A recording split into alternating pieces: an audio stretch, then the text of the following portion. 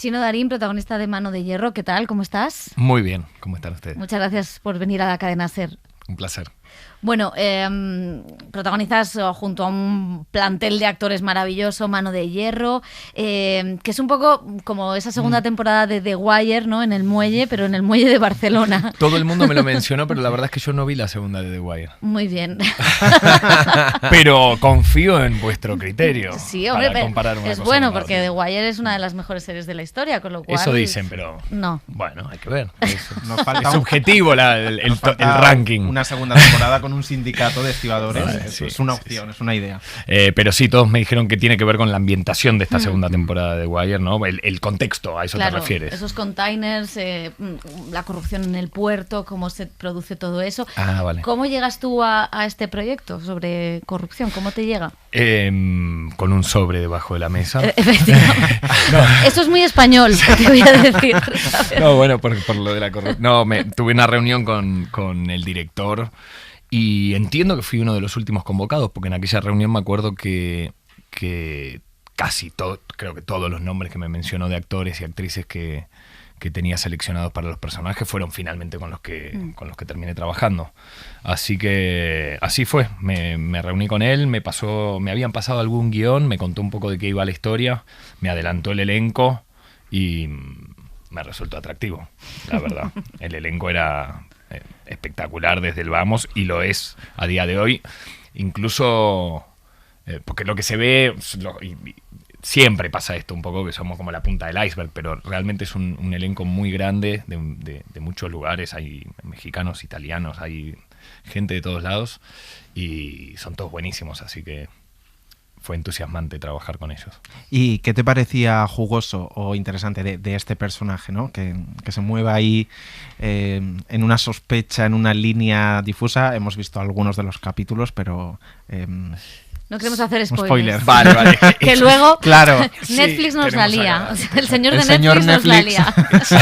lía. Es complicado, de hecho, hablar de mi personaje sin hacer mucho spoiler, pero lo que se puede decir es que lo vamos a descubrir siendo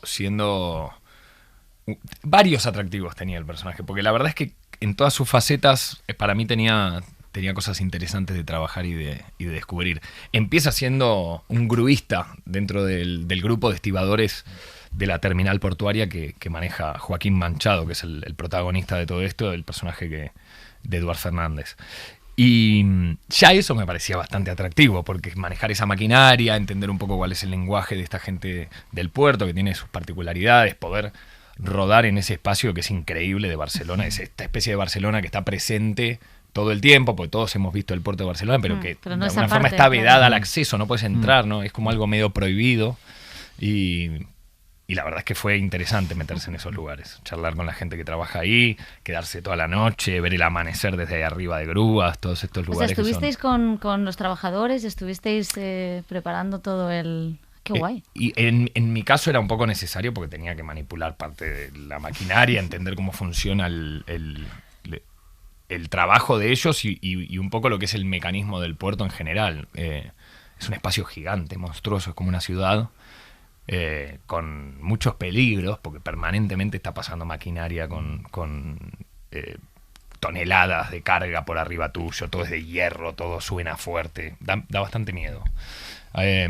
Pero bueno, sí tuve la oportunidad en realidad de interiorizarme un poco de cómo es el trabajo de los gruistas y los estibadores en general. Tuvimos que emular y replicar muchas de las cosas en pantalla, con lo cual era importante saberlo. Y de alguna forma tuvimos el puerto para nosotros en ese sentido. Entonces sí, nos fueron llevando de la mano y mostrándonos un poco los detalles y secretos portuarios. Y es una serie que habla de la corrupción, pero corrupción sistémica, no solo política, ¿no? La que todos podemos caer en ella, de la sed de venganza, de la avaricia, también dentro de la familia, la que se genera a diferente escala. Al final parece que todo va abocado a la corrupción. ¿Por qué este énfasis en tratarla de muy diferentes maneras? La verdad es que no sé muy bien. Tiene varios... Cuando uno habla de lealtades y traiciones o de cosas humanas, la corrupción es medio parte de este material. es verdad que cuando hablas de cuestiones de dinero, de cargas, de terminales portuarias, parece ser una corrupción muy identificable, muy de titulares, muy de noticias, pero me da la sensación de que la corrupción es un poco como la corrosión, en definitiva, ¿no? Es algo que está en las entrañas del ser humano en general, en el ambiente que sea.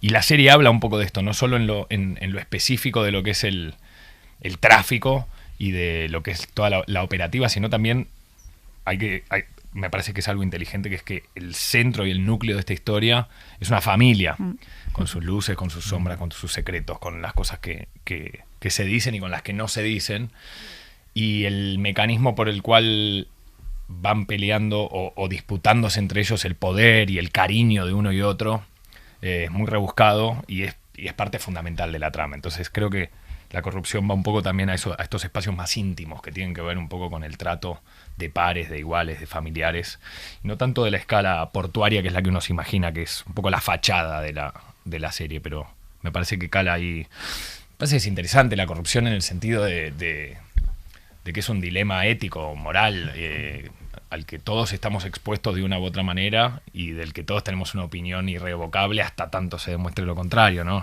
A priori no creo que a nadie vos le preguntes, ¿sos corrupto? ¿Serías corrupto? Y te diga, sí, soy el primero. Todo lo contrario, y sin embargo vamos descubriendo permanentemente que el mundo está lleno de pequeñas corrupciones, incluso de uno con uno mismo. Entonces, bueno, me parece que en ese sentido es interesante. Me había quedado decir una cosa del personaje Víctor, que es que si bien lo vemos en este puerto, después vamos a descubrir que hay otra faceta de él, que es una cara oculta, y vamos a entender que él está metido en este lugar. Un poco porque pertenece y otro poco porque tiene otras intenciones. ¿Y es el thriller la mejor manera de contar estas, no sé, como estos aspectos humanos, estos dilemas éticos y morales del ser humano? No sé si casi mejor que un drama o el realismo social, es casi el thriller lo que mejor está contando o mejor está conectando con los espectadores. Entiendo que el thriller tiene como algunos códigos que hacen que sea muy atractivo o al menos es una sensación mía, no sé si es el mejor vehículo para contar este tipo de cosas. Yo soy muy fanático del drama. El drama está un poco presente en todo. Puede ser un drama puro y ahí ya es algo más especial, pero sin duda esta serie tiene grandes componentes dramáticos y el thriller de por sí se nutre mucho del drama. Pero me parece que hay ciertos códigos en el thriller, y en este caso que es un thriller de acción, que bueno, tiene otros condimentos, que si te gusta la acción vas a tener acá una buena muestra de ello, y el thriller y toda la cuestión más que se podría considerar investigativa dentro de este mundo, que es un poco jugar a tratar de descubrir quién está detrás de las cosas y quién es responsable, y si los personajes son quienes parecen ser o no, o están ocultando algo. En este tipo de formato episódico con acción me parece que funciona muy bien. Ahora no sé si es no sé si es mejor que el drama o peor. Me parece que todos los géneros tienen algo interesante. Es como pensar si tratar un tema importante es más eficiente tratarlo desde el drama, o a veces es mejor hacer una comedia lo suficientemente ácida como para que quede muy en evidencia todo esto. Entonces me parece que ahí está la mano del que lo escribe y que lo ejecuta, como para entender qué es lo mejor. Y decías que te habías reunido con Luis, con el creador, pero ¿cómo es ese momento? ¿Cómo es el Chino Darín creador como actor cuando llega a su casa con el guión?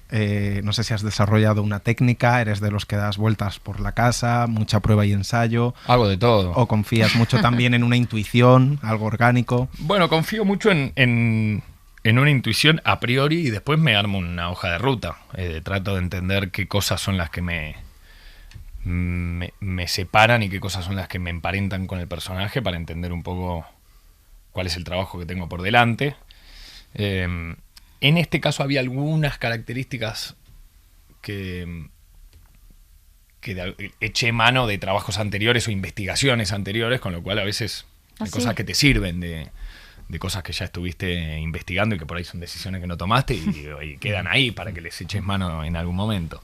Y por otro lado había un mundo inexplorado que es un personaje por el que camina casi solo este personaje, ¿viste? Y en definitiva, nunca tenés un caso. Hay algunos personajes que te dan te permiten diseñarlo como vos quieras y no basarte en nada en particular. Sí, evidentemente todos tomamos referencias y nos inspiramos en el mundo real o ficticio, pero eso es inevitable. En este caso, yo tenía un par de cosas que me preocupaban de inicio, como trabajo, tarea para la casa, lo cual me llevó a trabajar con una coach en Barcelona con la que trabajo mucho, que es Raquel Carballo. De hecho, hoy hablé con ella, le mando un beso grande, estará contenta, espero que le guste el trabajo.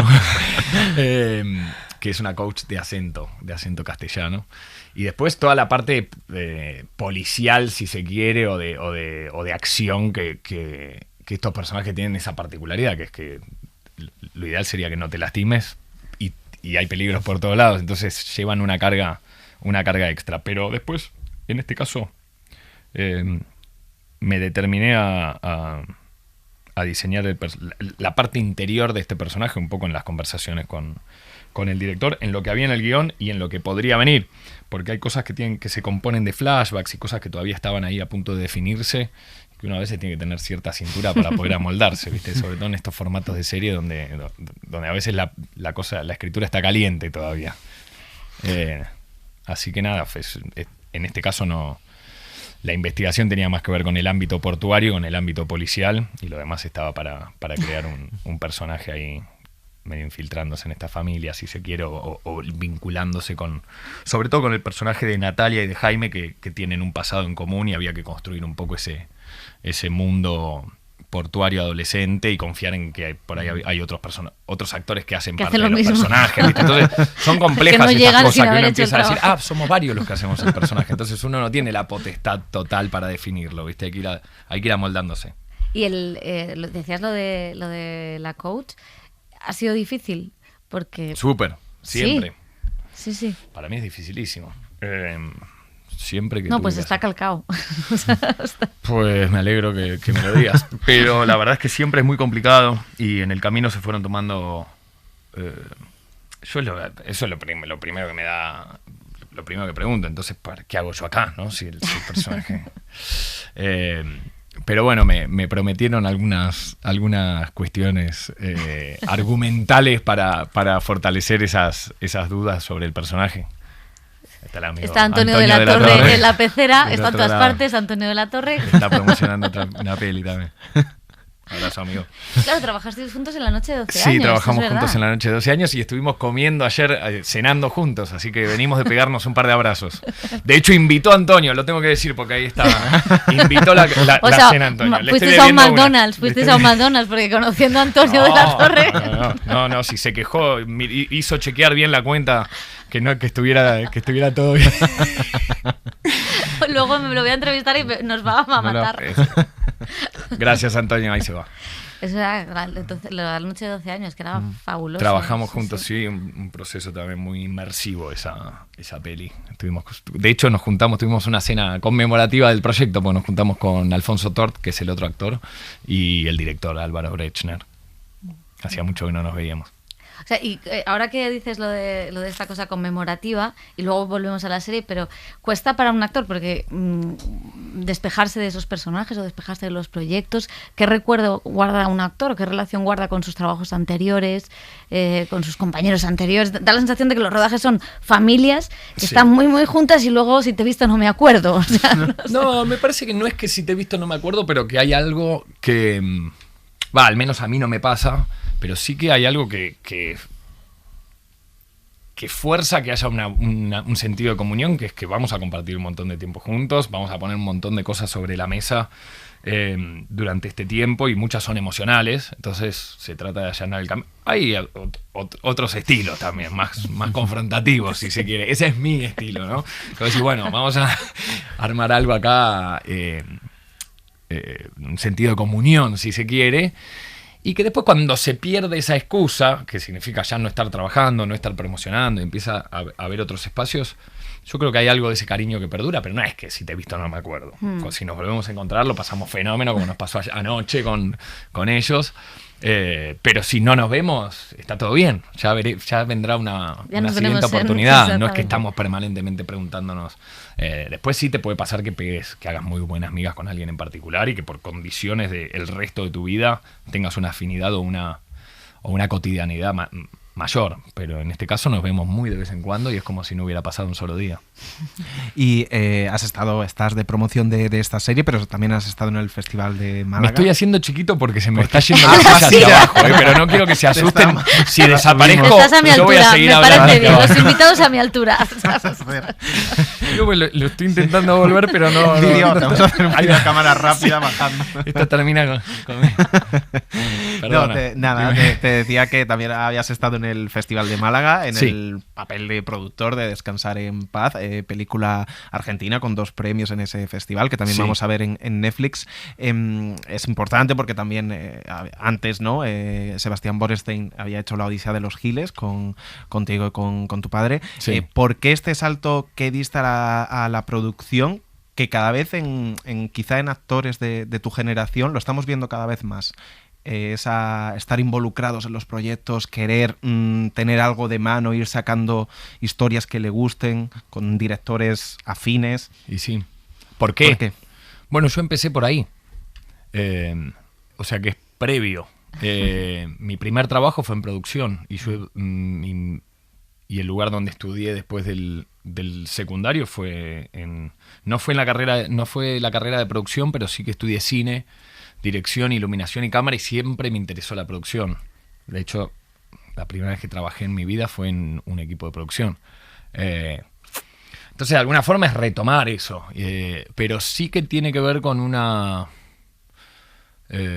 si se quiere, necesidad de tener control creativo sobre algunos proyectos o incluso de poder motorizar algunos proyectos que le puedan a uno venir a la cabeza o con los que uno pueda soñar y llevarlos a la pantalla. Me parece que está bueno soñar en ese sentido y poder ejecutarlo es muy satisfactorio cuando las cosas salen bien, que hasta ahora por suerte nos viene saliendo distintos proyectos, cada uno a su manera, pero estamos muy contentos con cada uno de los proyectos que fuimos haciendo en Kenia Films, se llama nuestra productora.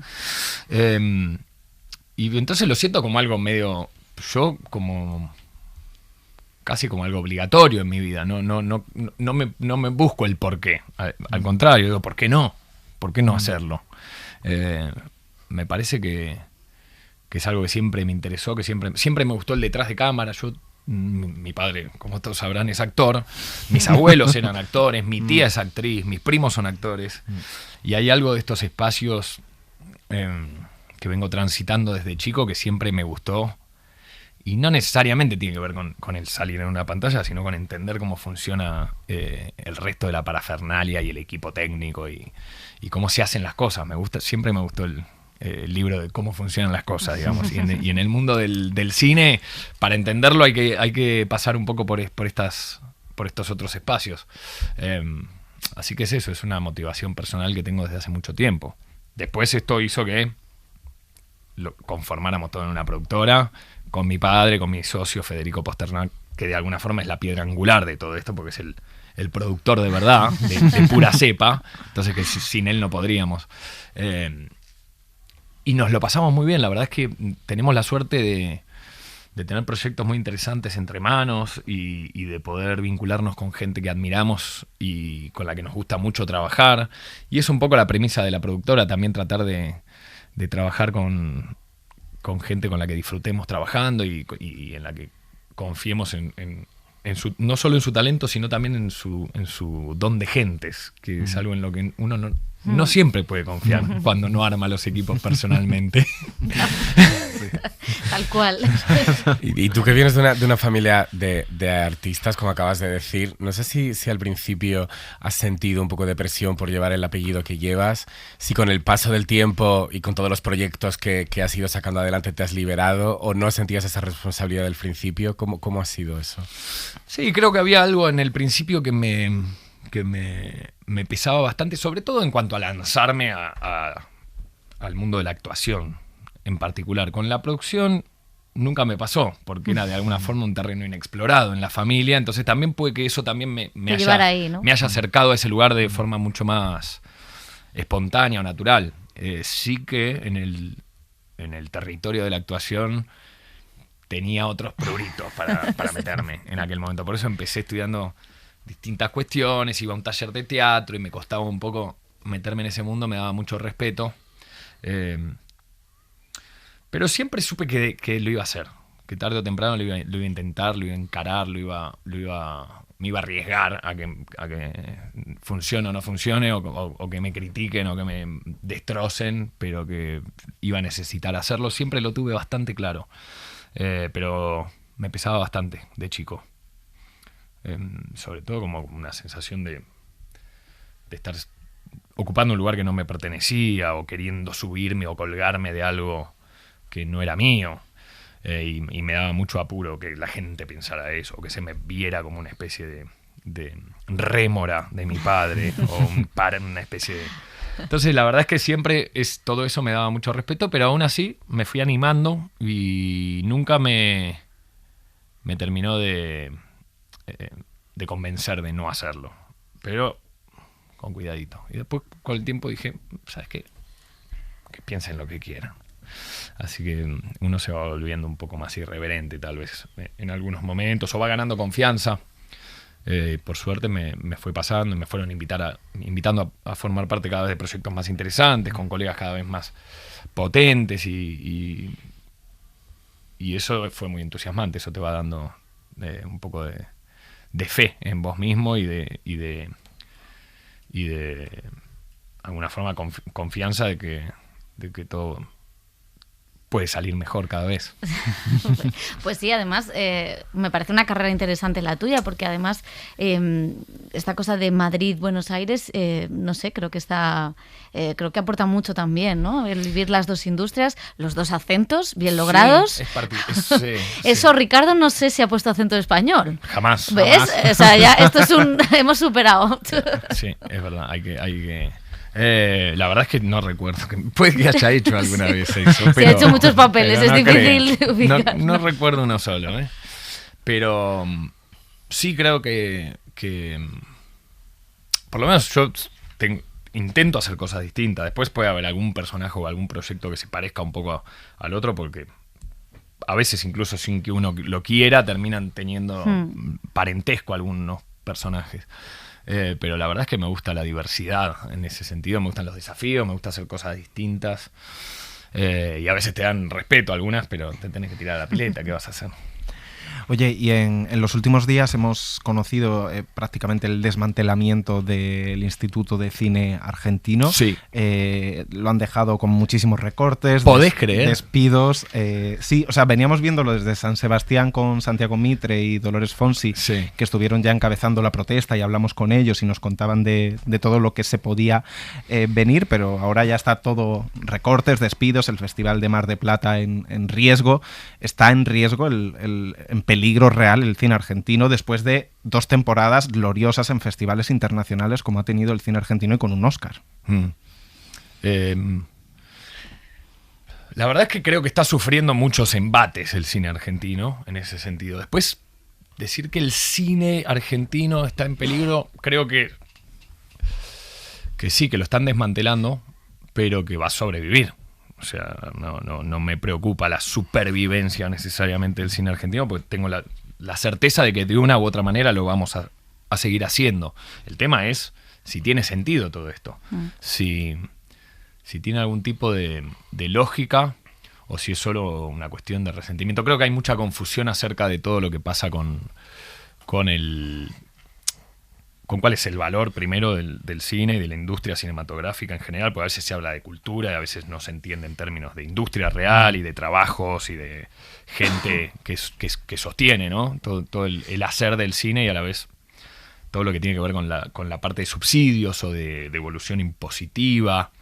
Es cierto que en un país como Argentina, que está pasando problemas económicos desde hace muchísimo tiempo, de repente parece ser que han encontrado la solución, y es dejar de hacer cine para que Argentina no pase problemas económicos. Te voy a decir que las soluciones no a veces me suenan a las españolas. Muy de acuerdo con esa sensación. Me parece que hay una falta de entendimiento ahí de lo que significa el negocio de los audiovisuales en general. Pero por otro lado, y esto lo debo decir porque se me ha criticado mucho por hablar en contra de algunas de las decisiones que se han hecho por redes sociales y cosas que en definitiva no me importan demasiado, pero que me llegan. Y por otro lado, yo tampoco soy un defensor acérrimo del funcionamiento del Inca. Yo he sido muy crítico durante muchos años de cómo funciona el Inca. Ahora, mi sensación es que es como si se te estropea la heladera en tu casa y decís, tirémosla a la calle, saquémosla. Así, no, por ahí necesito enfriar algo. Entonces me da la sensación de que las soluciones están siendo de un plumazo y para mí con muy poca cabeza y entendimiento del valor de las cosas. Y sobre todo porque se está haciendo una utilización de todo el sector como si fuera una especie de, lo mismo que decíamos, como algo parasitario, estatal, de alguna forma clientelista. Es todo el baño que se le quiere dar, y yo creo que el cine argentino es mucho más que eso, tiene mucho más valor. Se puede crear un Inca que funcione mucho más eficiente, se pueden optimizar las cosas. Creo que de hecho creo que le pagamos a los funcionarios nuestros impuestos para que se pongan a trabajar en las cosas y no a desmantelarlas o sacarlas, o a generar tweets amarillistas o con impacto, este tipo de cosas en las que se están concentrando mucho últimamente. Y a mí me da mucha pena, la verdad, porque creo que el cine argentino tiene todo el potencial que siempre tuvo y que lo viene demostrando hace mucho tiempo, y creo que esto sí va a ser una muy mala noticia para los años venideros de producción nacional. Ahora, sobreviviremos. Pues sí, es como, te iba a decir, es que el relato que haces es tan parecido al relato español en otras épocas, que seguro que sobreviviremos, sí. Y te veremos en un montón de papeles, y te damos las gracias por haber venido. Nos ha encantado verte en este thriller, y hasta la próxima. Muchas gracias. Gracias.